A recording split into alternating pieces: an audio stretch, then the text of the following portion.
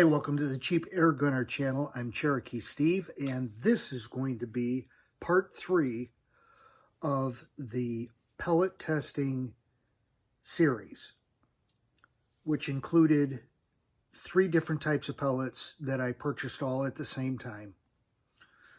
If you remember, I've already done a video on the Gammo Rocket pellets. I already did a video on the H&N Excite Spike pointed pellets. And the third that I purchased all together in that series would be the Gammo PBA Raptors.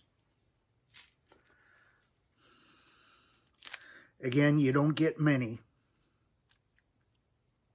You get 2 of these little containers that have 25 pellets in each, total of 50.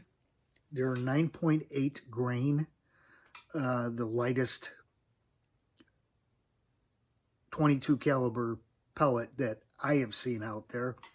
To keep everything the same, since this is a series of pellets that I eventually am going to test penetration, one against the other in all 3 of these pellets. But I've already done the previous testing with the Crosman KT-HPA, so I will continue using this for the PBA Raptors. We'll see what kind of velocity I can get, and we will test the accuracy. I will be doing a 5-shot group and posting up velocity and power numbers, and then we will check out the target and how the grouping goes.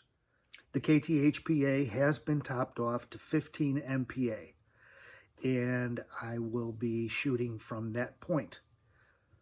Again, a 5-shot group. Let's check it out.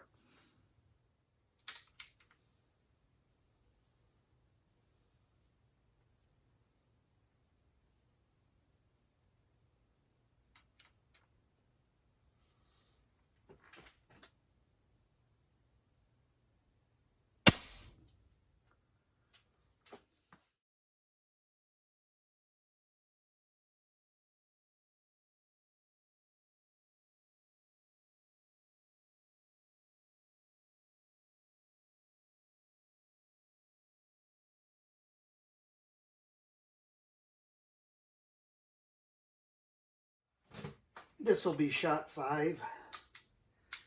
I figured I'd only record the first and last shot. You don't need to see me load each time for all 5. I figured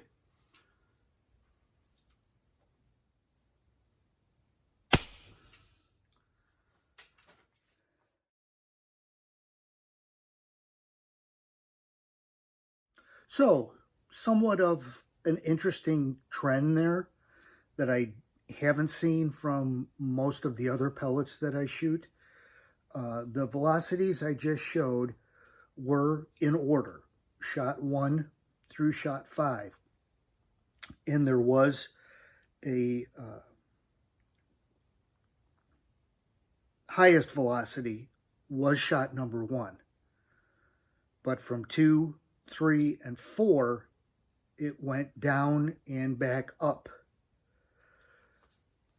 Shot 5 repeated the velocity that it had recorded for shot 2. All of them well over 900 feet per second. The accuracy was better than I thought it was going to be. With these super light pellets, I thought quite possibly these might be going all over the place. But they were high. I was aiming for the center of the target, so that may be due to a lighter pellet. Normally, I am much closer to the red dot with the heavier 22 caliber pellets that I shoot, but there is a group of 3 up here and 2 over here. Extremely good grouping for these 3. These 2 slightly off, but still easily covered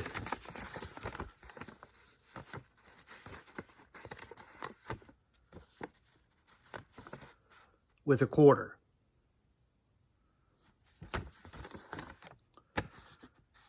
But not great grouping, but better than I actually thought it was going to be. Something as light as those pellets were. I'm going to crunch those velocity numbers, and using the 9.8 grain weight of the pellet, we'll come up with some foot-pounds of energy at the muzzle for these pellets.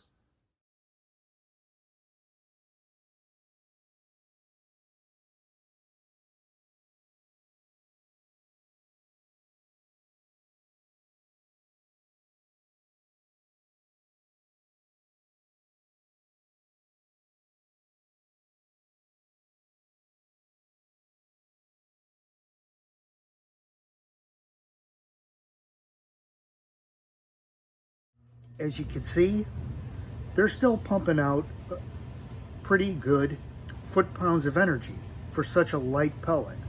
Again, this particular pellet was bought with a specific purpose in mind, and that was just to basically, for shits and giggles, see what a super light pellet would do velocity-wise out of this converted CO2 gun to HPA.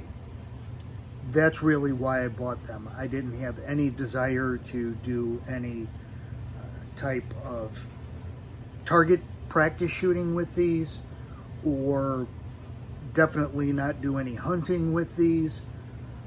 I have much more powerful pellets in .22 caliber, provide more weight and more smack power than these do. But again, I'm a little bit surprised at what they can produce energy-wise, and I was pleasantly surprised with what they did accuracy-wise. Now, push this out farther than the 10 meters I'm shooting down in my basement, and I don't know how they'll do at, say, 25 yards, but when I can get out into my backyard and not worry about my neighbors, possibly I can stretch these out and see what type of accuracy they will give at 25 yards. Until then, in summation, these are pretty expensive pellets.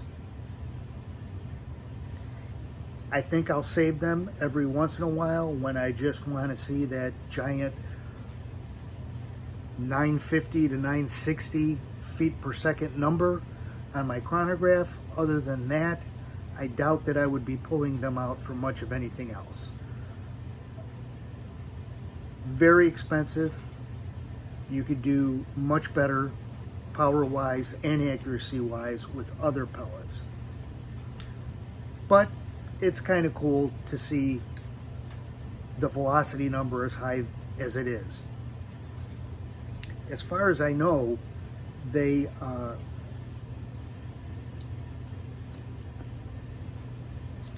a lead pellet. At least there is no mention anywhere I've seen in the advertising saying that they're a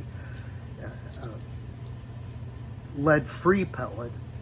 It does say on this little package,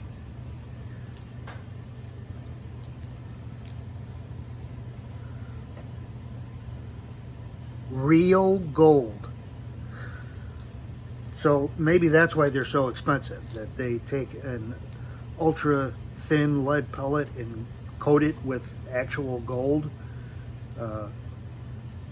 What kind of increase in performance that's supposed to give, I have no idea what kind of properties gold is going to give you. But again, not something I'm going to be shooting very often, but it's cool to have them on hand. That'll do it for the Gamo PB8 Raptor. Next video I hope to do is testing out penetration for these, for the Gamo rockets, and the H&N Excite spike pellets. So until then, guys, thanks for checking out this video. Stay safe and shoot safe.